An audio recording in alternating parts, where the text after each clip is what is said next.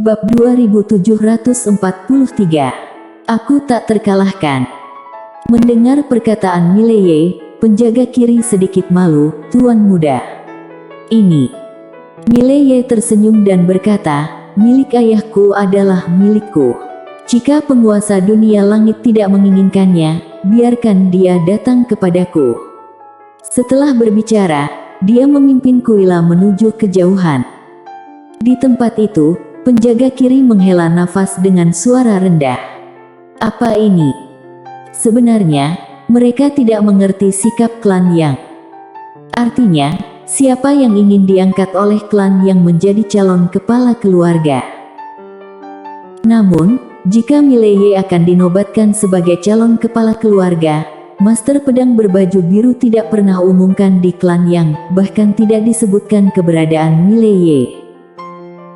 Di hati banyak orang klan Yang, mereka secara alami mengenali Mela Yang. Bagaimanapun, Mela Yang telah tumbuh di antara klan Yang. Master Pedang berbaju biru dan Mileye muncul entah dari mana baru-baru ini. Jika mereka mengenali Mileye dan takut membuat marah para bos di Mela Yang, harus tahu bahwa Mileye dikelilingi oleh banyak bos super yang mendukungnya. Bencana. Penjaga kiri menghela nafas dengan suara rendah. Mileye tidak peduli dengan penjaga kiri dan lainnya, dia sudah membawa Kuila ke kota Datian. Kota Datian ini merupakan kota paling makmur di seluruh dunia langit. Setelah memasuki kota, pemandangannya sangat luas dan bangunan-bangunan di kota ini berjauhan, sehingga sekilas sangat terbuka dan nyaman. Dan Mileye juga menemukan bahwa ada arus besar orang di kota ini dan kota ini dapat menampung setidaknya puluhan juta orang. Seolah memikirkan sesuatu, Mileye tiba-tiba berkata, penjaga kiri. Begitu suaranya turun, penjaga kiri muncul di sebelah Mileye. Setelah percakapan tadi, penjaga kiri telah banyak mengubah sikapnya terhadap Mileye.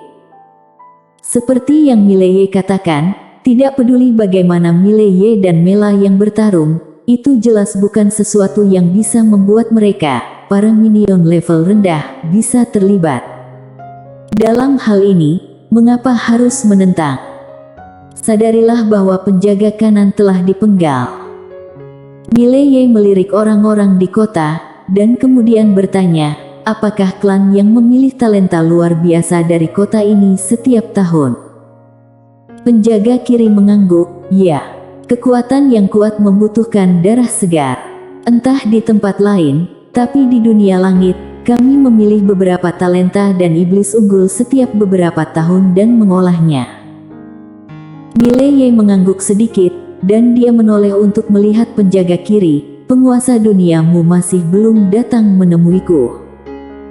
Penjaga kiri tersenyum kecut, penguasa dunia tidak ada di kota, dia sudah meninggalkan dunia langit sebelum kedatangan Tuan Muda. Mileye sedikit mengernyit, apakah sudah pergi? Penjaga kiri mengangguk. Mileye sedikit penasaran, kemana pergi? Penjaga kiri menggelengkan kepalanya, aku tidak tahu. Mileye terdiam beberapa saat, lalu tersenyum dan berkata, dia tidak sengaja menghindariku, bukan?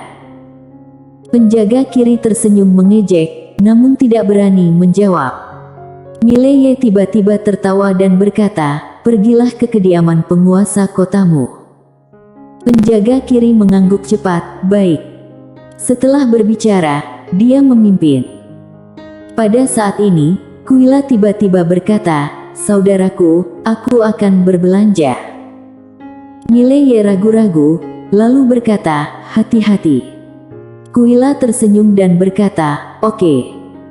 Setelah berbicara, dia berbalik dan menghilang tidak jauh. Mileye melirik penjaga kiri, yang dengan cepat melambaikan tangannya. Tak lama kemudian, ketiga empu alam dewa-dewa langit menyusul. Setelah beberapa saat, penjaga kiri membawa Mileye ke kediaman penguasa kota, sungguh sangat besar, seperti istana dan sangat luar biasa mewah. Mileye melihat sekeliling, lalu berkata, ini sangat besar, sangat bagus, cocok untuk akademi. Penjaga kiri merasa malu dan tidak berani berbicara.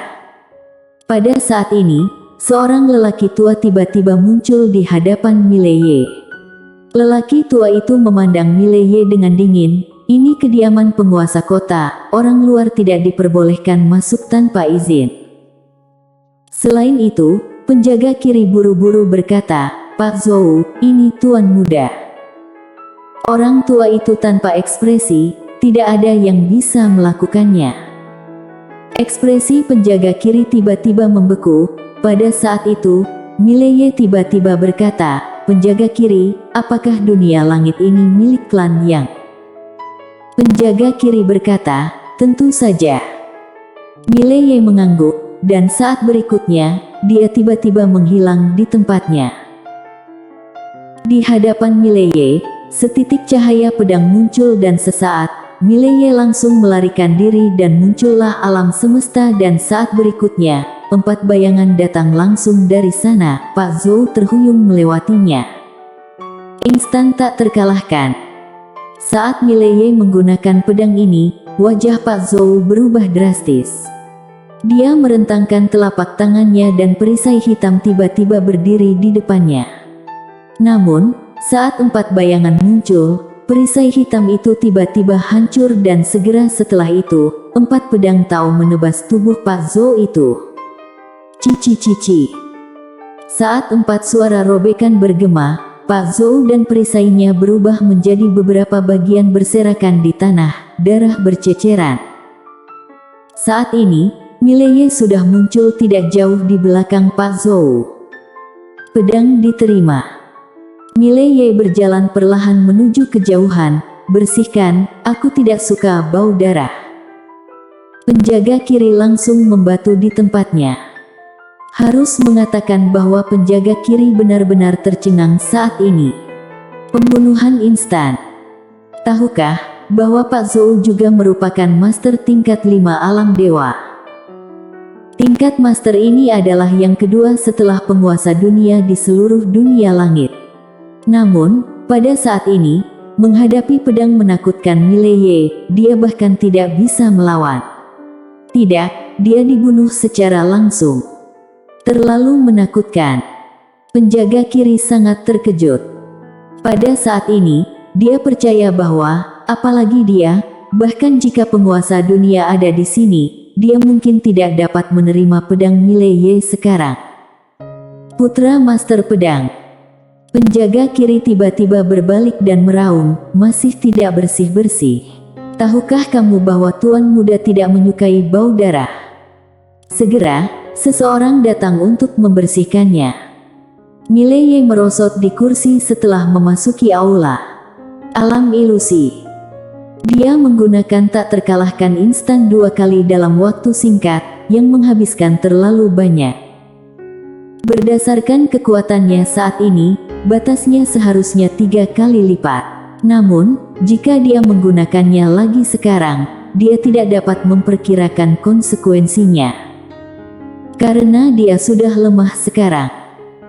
Namun, dengan tak terkalahkan instan dan pedang biru gaib, selalu tak terkalahkan. Belum lagi para master ini, bahkan menara kecil yang telah diubah sebelumnya tidak dapat bertahan melawan mereka. Mungkin hanya Yana yang bisa menahannya.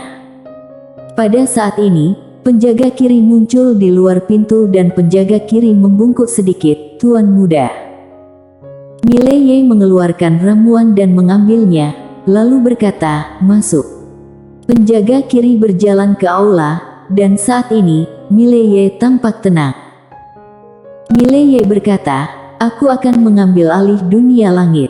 Jika seseorang menolak menerimanya, kamu akan membunuhnya untukku." Penjaga kiri ragu-ragu sejenak, lalu berkata, "Penguasa dunia."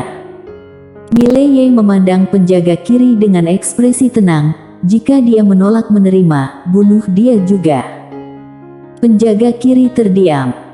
Mileye tiba-tiba bertanya, "Dunia apakah yang lebih kuat dari dunia langit?"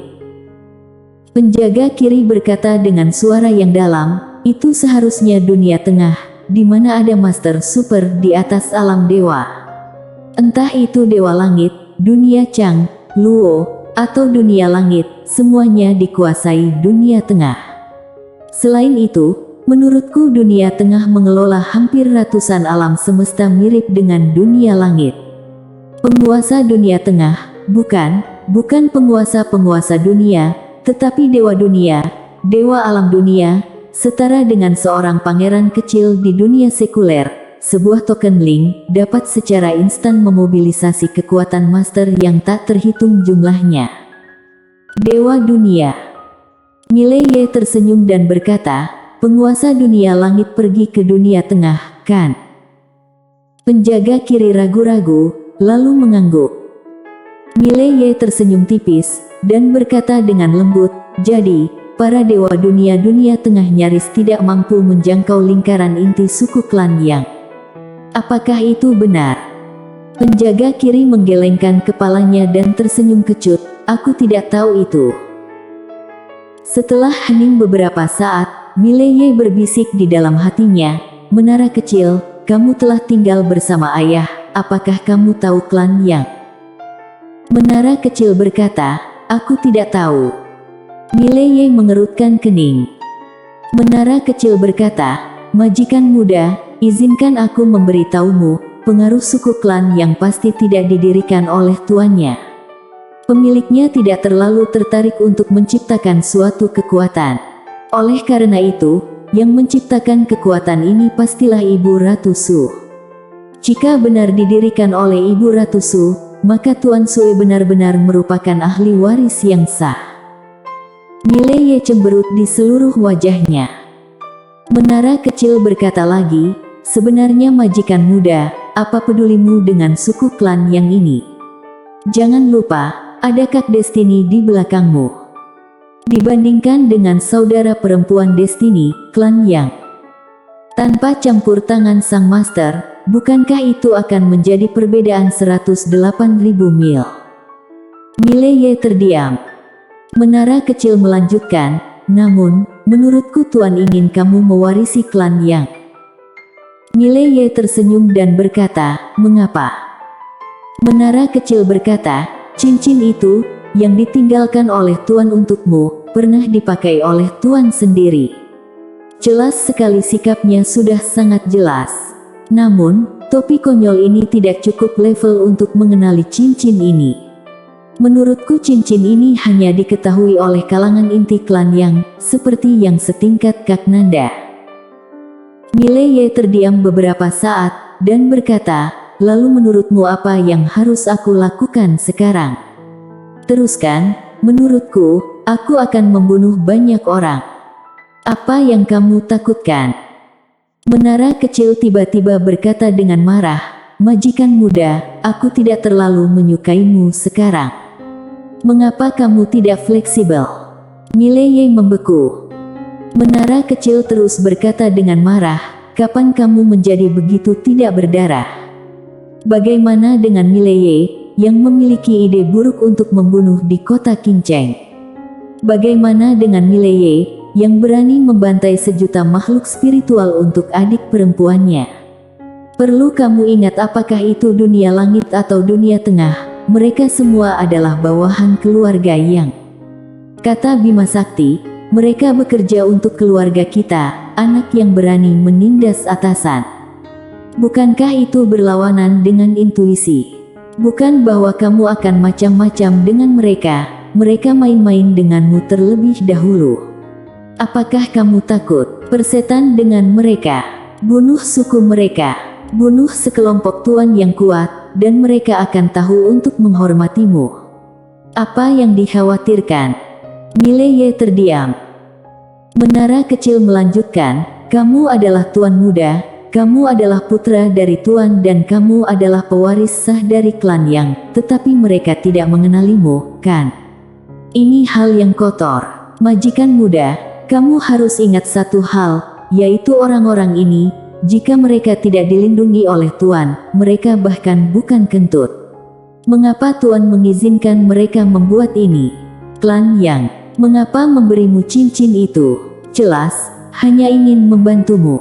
Mengambil langkah kembali, bahkan jika tuan tidak memiliki pemikiran seperti itu, maka kamu tidak perlu terlalu peduli. Orang tidak menyinggung, kami tidak menyinggung orang lain. Jangan bicara tentang beberapa bawahan keluarga klan yang, bahkan jika Tuan ingin mencelakaimu, maka kamu harus membunuhnya. Apa salahnya anak membunuh ayah? Mileye cemberut di seluruh wajahnya. Kebenaran Agung tiba-tiba berkata, menara rusak, izinkan aku mengingatkanmu, kamu berbicara harus pikir dulu. Kamu. Menara kecil tiba-tiba berkata dengan marah, kamu kebenaran Agung, jangan bicara padaku. Jika kamu punya nyali, kamu tidak akan takut dengan pedang saudara perempuan Destiny dan tidak berani berbicara. Sialan. Kebenaran Agung berkata dengan marah, menara rusak, jangan tantang kesabaranku, apakah kamu yakin aku akan segera menantangmu? Silakan. Menara kecil berkata dengan marah, kecuali saudari Destiny, siapa yang aku takuti? Kebenaran Agung ingin mengatakan sesuatu yang lain, tetapi menara kecil tiba-tiba berkata, jangan memaksaku, majulah bersama tuanmu. Aku tidak terkalahkan, tuan dan pelayan lakukan apapun yang kalian inginkan. Kebenaran Agung terdiam. Bersambung.